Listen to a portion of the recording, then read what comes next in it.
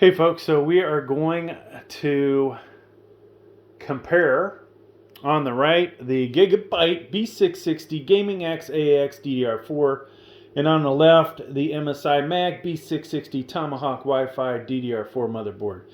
Alright, so LGA 1700, this will support 12th and 13th gen, 13th gen with BIOS update. Alright, in the future these will come shipped with updated BIOS, assuming they continue to manufacture them or they pull the stock and update them. DDR4, all right. I can't remember offhand what the speeds are. Somewhere, between 4,000 and 5,300, if I remember correctly. 24-pin power connector, ATX. Both of these in the back have RGB and ARGB, and then you also have a fan, CPU fan header, and optional in the back. 24-pin ATX coming from your power supply. Case fan headers here. Over on this side, 2 case fan headers. USB 3.2 and Type-C Charlie. They both have that. 4 SATA ports here. This one actually has 4 here and 2 for total 6. So if you need more hard drives, you might want to pick that. CMOS battery. All right. Now, front panel connectors. This one has a nice enclosure. This one does not. That's where you're going to find your power LED, power switch, reset switch, HDD. This one has the PC speaker. Then we have some fan headers here, fan headers there. HD audio, USB 2.0 and 2.0 here. Sorry, I pointed the wrong thing there. They both have ARGB. This one has it here, ARGB and RGB, and this one over there, right? So a lot of similarities. Now, expansion ports. PCIe 4.0 by 16, PCIe 4.0 by 16. This one should be PCIe 3.0 by 16, and this is PCIe 3.0 by 1. Then this guy, folks, is interesting enough. Expansion slots, 2 PCIe 3.0 by 1. All right. Now, what else? M.2s, there's 4 of them. 3. 1 under here, 2 under this massive one. This one has 1 here and 2 open. All right. And they should all be Gen 4. Now, in case you care, CPU power-wise, looking at our MSI, 2 sets, and I don't think we can see that, 2 sets of 1x8 or 2 sets of 2x4, however you want to look at that. And then this guy only has a 1x8, all right? So that may matter to some of you if you're going with a more powerful CPU like an i9 13900 or even the KF or KS, right? Going to suck up more power. This probably the safer bet to spread that power out over multiple cables instead of one. Now let's go ahead and look at our headers. Not headers, our I/O shield, sorry. Alright, so a lot of similarities here.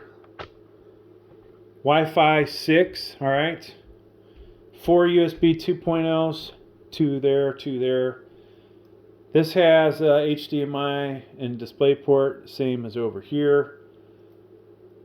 Ethernet 2.5 gig, 2.5 gig. Both of these have, I believe, 4 USB 3.2. They're either Gen 1 or Gen 2. This has a Type-C Charlie, so if that matters to you, this might be the better choice. And then Ethernet 2.5, if I didn't say it already. Now, this has fiber optic out, so I really like that aspect. You've got rear speaker on both and a subwoofer out.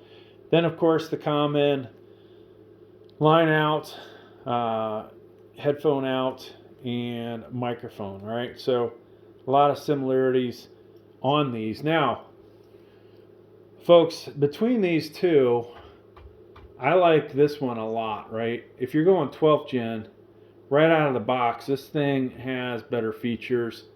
Some will even argue the BIOS is better. We're not going to look at the BIOS in this video, but I have videos for both of the BIOS if you want to see what's available.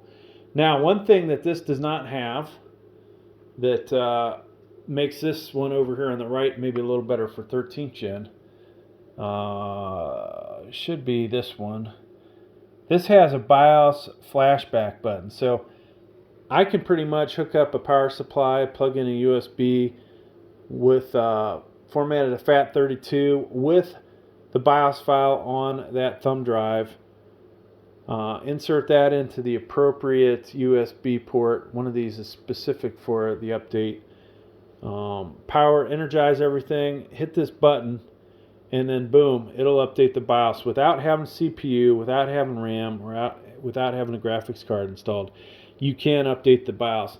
So this guy here, folks, rocks as far as ease of getting set up with 12th and 13th gen. This one over here, though, got a lot better features for the most part, but if you're going 13th gen, folks, you're going to need to buy a 12th gen CPU or take this somewhere where they'll update the BIOS, all right? So my recommendation, if you're looking at 12th gen, definitely pick this up. If you're going 13th gen, you probably want to consider this, or you're going to have to fork out another $60 to buy a Celeron G6900. Now, one thing we also didn't talk about, as far as the heat sinks go, this guy actually looks to be a bit beefier. Same with the the one up here.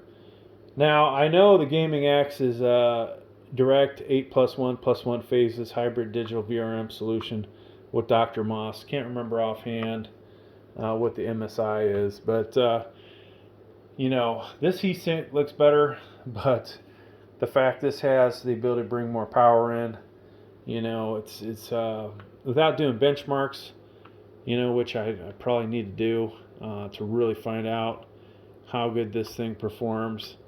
You can't really give you that recommendation.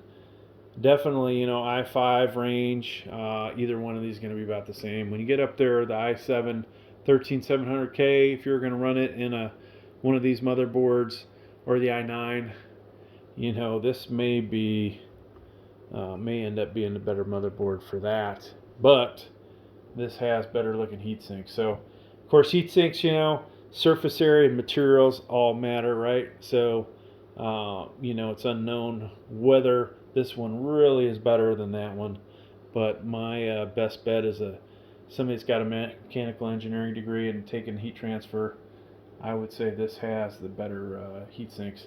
All right, folks, that's going to do it for this video. We just tried to do this real quick. Thanks for checking out. Please like, please subscribe. Thank you.